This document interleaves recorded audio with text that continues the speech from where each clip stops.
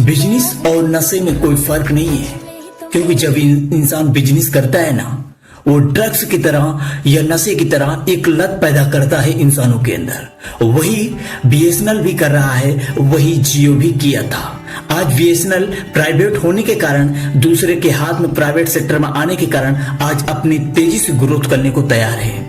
पर वहीं देखा जाए जियो ऑलरेडी बहुत ज्यादा ग्रोथ किया है।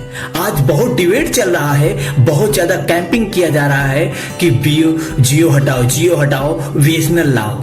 मतलब क्या है, इस समय डिबेट इसलिए चल रहा है क्योंकि वो जो स्ट्रेटजी मुकेश अंबानी ने तैयार किया था, आज उसे लोग ज्यादा से ज्यादा जान रहे हैं और उसे बाहर निकाल रहे हैं, लोग जानने की कोशिश कर रहे हैं।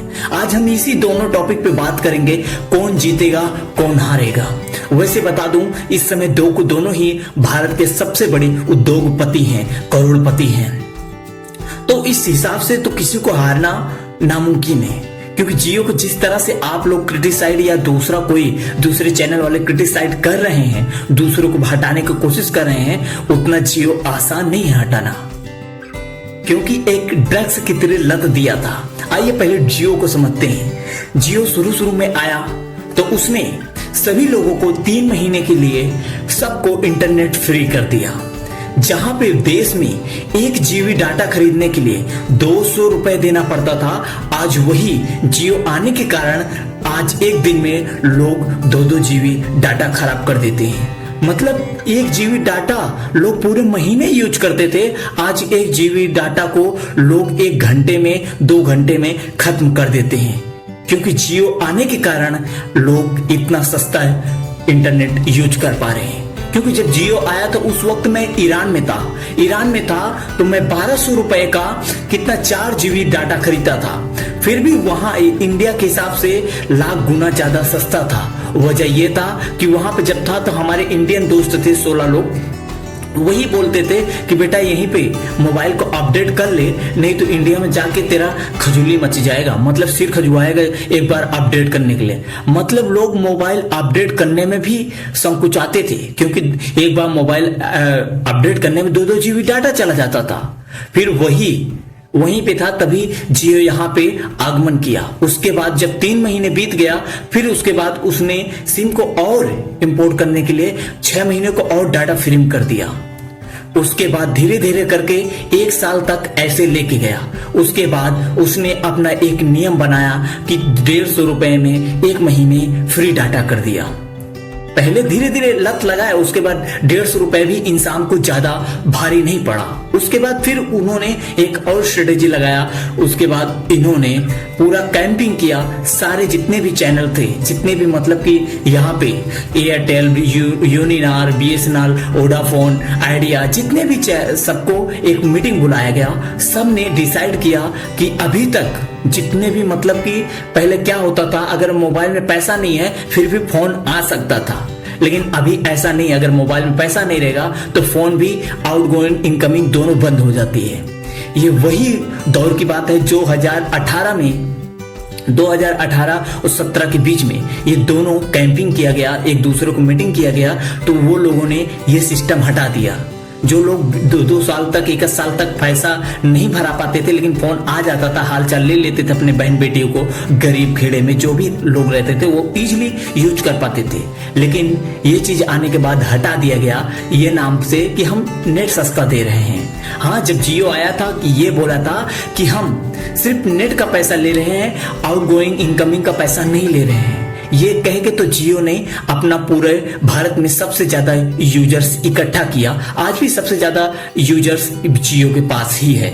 उसके बाद जियो ने क्या काम किया, धीरे धीरे करके वो तो बंद करा दिया। उसके बाद धीरे धीरे करके रिचार्ज का बढ़ाना चालू किया।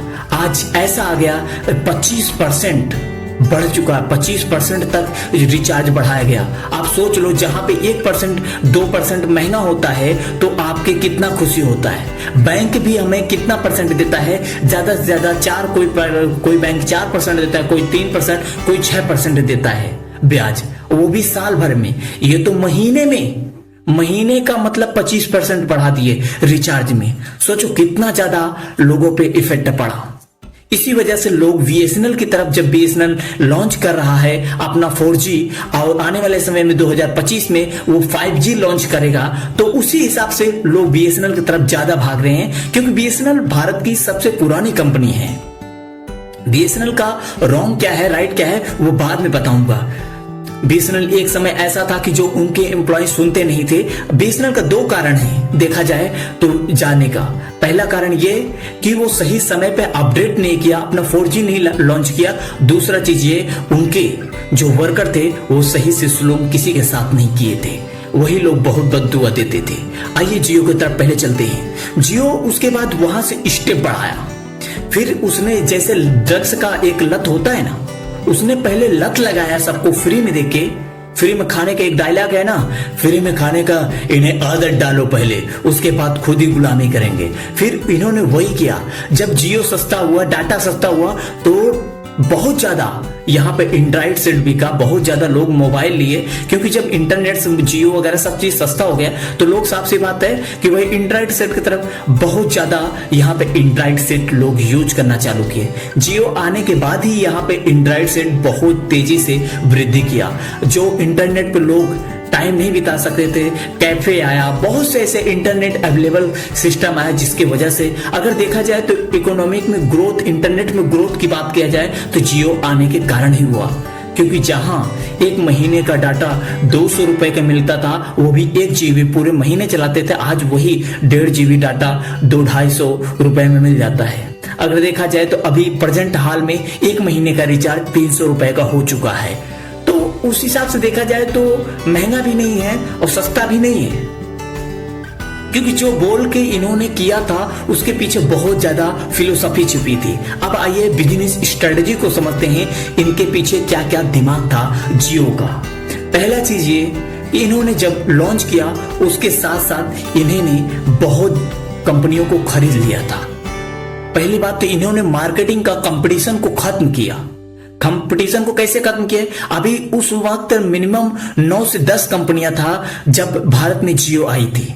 उसके बाद अभी मुश्किल से 3-4 कंपनियां बची है, वो भी नंबर 1 पे चल रही है जियो, सेकंड पर चल रही है एयरटेल, उसके बाद थर्ड पे चल रही है शायद आइडिया, वोडाफोन, ऐसे ही चल रहे हैं। उसके बाद ये सब बाकी सारी कंपनियां गायब हो गई। बीएसएनएल तो माना भारत की लिमिटेड कंपनी है, फिर भी वो चली गई, मतलब खत्म हो गई, उसे कोई यूज ही नहीं कर रहा था। एक तरफ पूरी तरह से सर्वनाश हो चुका था। उसे मतलब एम्प्लॉय को भाड़ा देने में भी, उसका जो रेवेन्यू आता है वो भी देने में बहुत ज्यादा तकलीफ हो रहा था। आज इसी वजह से उसे प्राइवेट सेक्टर में डाला गया है बीएसएनएल को, कि जिससे कि बीएसएनएल आए और इनका एक मुकेश अंबानी पे एक बाधा लग सके कि ये अपने लिमिट को जो पार कर रहे हैं ये लिमिट के अंदर रहें। इसलिए प्राइवेट सेक्टर को ये दिया गया है। यह मुकेश अंबानी का नहीं, ये मोदी का दिमाग है, जान के ये चीज किया गया। उस वक्त जब जियो आया था तो बहुत कंप्लेन सारी कंपनियों ने मिलके जियो के ऊपर कंप्लेन किया था कि ये फ्री में ऐसा कर रहा है वैसा कर रहा है, लेकिन असर नहीं हुआ। लेकिन जब जियो अपनी लिमिट पार कर रहा है, आज जियो क्या चीज लॉन्च नहीं किया, लिमिट, टीवी, सब चीज यूज किया।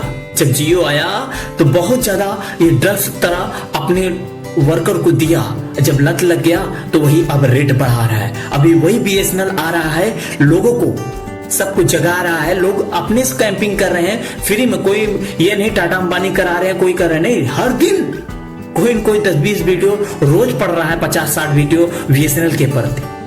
क्योंकि बीएसएनएल से लोग इसलिए तंग आ गए थे, जब उनका केबल लगाने जाओ, वाईफाई केबल लगाने जाओ, तो उनके वर्कर क्या बोलते थे, जहां पे केबल वगैरह हर चीज फ्री होता है इंटरनेट की दुनिया में, तो वहां पर वो बोलते थे आपको केबल को पैसा देना पड़ेगा, आप जो गड्ढे में आप जिस तरफ से डलाओगे केबल उसका पैसा देना पड़ेगा, वर्कर का पैसा देना पड़ेगा। अगर कोई इशू आ जाए तो 2-2 महीने इंतजार करना पड़ता था। उनके वर्कर जो थे बीएसएनएल के, वो कायदे से एम्प्लॉय को सर्टिफाइड करते ही नहीं थे। लोग बददुआ देते थे कि ये साला नाश हो जाए, ये हो जाए, क्योंकि जिन्होंने लगाया सब ने रोया था बीएसएनएल के उसके वजह से। आज इसलिए बीएसएनएल अगर वही फिर से सरकारी कंपनी आती तो लोग फिर से विश्वास नहीं करते। बीएसएनएल पे इसलिए विश्वास कर रहे हैं क्योंकि टाटा कंपनी एक ऐसी कंपनी है, मानी जानी कंपनी है, आज कई सालों से अपने देश में राज कर रही है। और टाटा कंपनी 1,12,000 नेटवर्क के साथ, टावर के साथ वापस आ रही है। दूसरा नंबर 4G तो लॉन्च की है, इस तरह से उसका सर्टिफाइड, इस तरह से उसका डिजाइन किया गया है। आने वाले समय में उसको 6G 4G 5G तो 2025 में लॉन्च हो ही जाएगा, लेकिन और भी उसमें चेंजिंग किया जा सकता है। जैसे अभी इस समय मोबाइल की दुनिया में AI के साथ ये लॉन्च कर रहे हैं, मुकेश अंबानी लॉन्च कर चुके हैं। अभी देखा जाए तो BSNL को सक्सेस होने में बहुत समय लगेगा। हाँ, ये बात अलग है कि अगर आए BSNL 1100 कुछ रुपए में 1 साल का फ्री दे दे, ये बहुत से ऐसे स्ट्रेटेजी चलाएंगे, बहुत से ऐसी कैंपिंग होगी, ये साफ सी बात है। क्योंकि अभी इतना मुकेश अंबानी को तोड़ना इतना इजी नहीं काम है, क्योंकि अगर इतना इजी होता है एयरटेल वगैरह जितने भी दुनिया है वो भी कर सकते थे। आज वो भी एयरटेल वगैरह सब जानते हैं मुकेश अंबानी का दिमाग को, वो कॉपी करते हैं। जैसे जियो आगे बढ़ाता है तो वो धीरे धीरे करके ये भी एयरटेल वगैरह बढ़ाते हैं दाम, वो धीरे धीरे कॉपी करते हैं। क्योंकि एक बैग वो बढ़ा नहीं सकते ज्यादा, मुकेश अंबानी से ज्यादा कुछ कर नहीं सकते, क्योंकि उनकी मार्केटिंग और टूटी हुई और टूट जाएगी। अभी इन्हें तोड़ने के लिए अभी BSNL आया है। BSNL 30 रुपए में दे रहा है, 2 महीने का डाटा वगैरह साइज फ्री भी दे रहा है। बहुत से ऐसे वो दे रहा है कि जो आपको लिए बहुत अच्छा है। तो 4G लॉन्च किया है, अभी भी गांव खेड़े में अभी उतना नेटवर्क कायदे से नहीं पकड़ रहा है, इसलिए अभी टाइम लगेगा। अगस्त में लॉन्च करने की बात की गई है, BSNL को लॉन्च किया जाएगा 4G के मामले में। अभी देखो कहां तक सक्सेस होता है, कहां तक नहीं, ये तो कंपनी की कोई प्रोसीजर बता सकता है। क्योंकि अपनी कंपनी के जो भी प्रोसीजर होता है वो लीक नहीं करती, कोई भी कंपनी होती है। हाँ, दुनिया में आज बहुत ज्यादा कैंपिंग हो रही है, और देखो आई होप कितना सक्सेस होता है, कितना सक्सेस नहीं होता, ये तो आपके सामने मालूम चलेगा। आप BSNL को सपोर्ट करना चाहते हो या फिर अपने जियो को, ये आप ही बता सकते हो। हाँ, दोनों कंपनी